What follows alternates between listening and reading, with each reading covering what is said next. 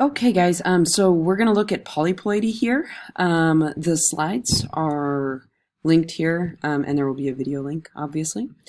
Um, a lot of people think of polyploidy as becoming like a really bad thing, because remember, hopefully you've addressed some of the concepts behind what happens when there is an inappropriate number of chromosomes in humans. You get a lot of genetic disorders, one of which is trisomy of the 21st chromosome. This is a little bit more than that because what we're really saying is instead of just having two copies of each chromosome, you're getting like multiples and multiples. And so this is just saying that a cell or organism contains more than two of each chromosome. So the definition is just that an organism, whoa, I don't want to use red. I don't want to use red. So an organism is going to have more than 2n in their chromosome numbers.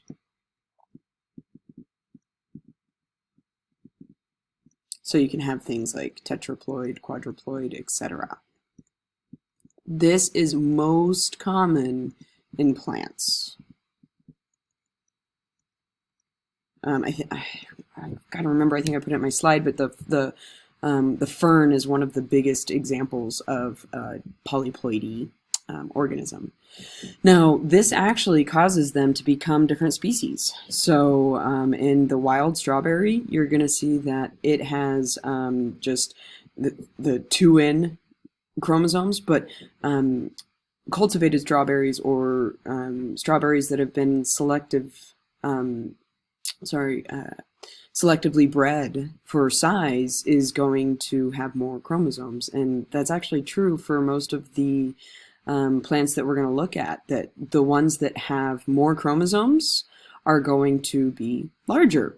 And so you can assume that if you are eating a strawberry that is very, very big, it has probably been selectively bred for its size, but biologically speaking, that size was as a result of polyploidy.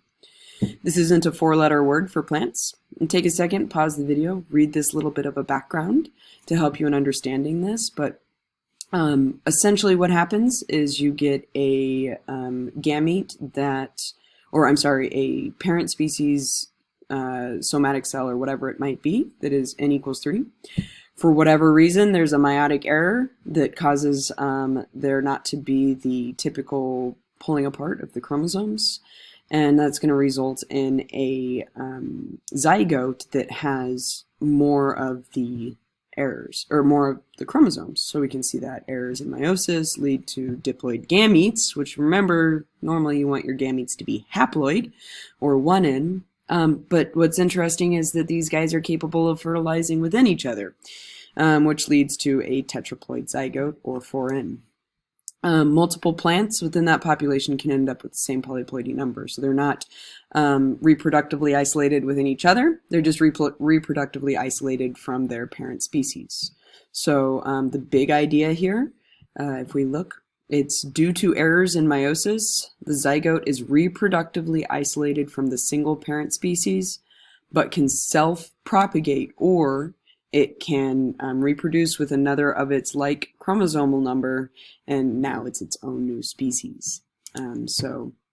Isolated from parent, so you write out that definition in words that make sense to you, but essentially it's isolated from parent species due to chromosome number.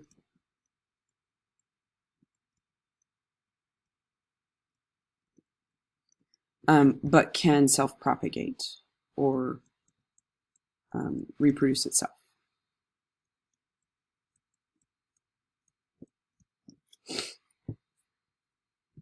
And so if we look here, the big idea within hybrids, so we were talking about the liger. Last time, that's kind of an idea, but let's stick with plants for now. If you get two parent species, and they are able to create polyploid hybrids that have different chromosomes and other numbers than either parent species, then they're reproductively isolated. Here are some examples. So you can see like within Onion, garlic, chive, scallion, shallot, and leek. These are all within the genus Allium, but they're all different species, and they all have different chromosomal numbers. So the parent species started off as diploid, created diploid gametes that can self-fertilize, which resulted in a new polyploid species. So the big idea there is that hybrids are reproductively isolated from two parent species. So this comes up, like, especially when we're creating apples. And, you know, I know there's so many different types of apples that are out there now. But this is especially prevalent in agriculture today when we're trying to create new forms of whatever crops that are selected by humans. So I've given you those examples here. Please go ahead and annotate this diagram to help you in understanding it moving forward. This is a really short one, the pace of evolution, so I'm just going to throw it and finish it on here. So pace of evolution, all we're going to talk about here is gradualism and punctuated equilibrium. So gradualism, it just assumes that populations slowly diverge from one another by accumulating adaptive responses and adaptive characteristics in response to different selective pressures. So we're going to see this gradualism when we look at our family trees just slowly kind of branch apart and have a lot of ancestral connections. We can find a lot of the missing links. Whereas in punctuated equilibrium, there's a ton of evidence in the fossil record that instead of a gradual change, they stayed the same for a really long time and then boom.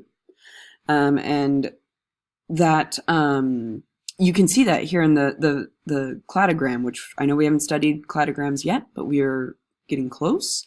Notice that, like right here, something must have happened at this area, and boom, all of these species changed really, really quickly. Whereas this one just kind of followed suit, like just kind of stayed within itself. Most of a species' existence is spent in stasis, and little time is spent in active evolutionary change. So if you look at the notes here, just kind of giving you some examples. These are really filled out very much for you. The limitation within gradualism, it's really hard to track this. The fossil record is really hard to track with gradualism. So I'm just going to go ahead and put fossil record because we can't find all the missing links. So just kind of wrapping up those notes on speciation. I hope that these were helpful, and I'll see you guys later.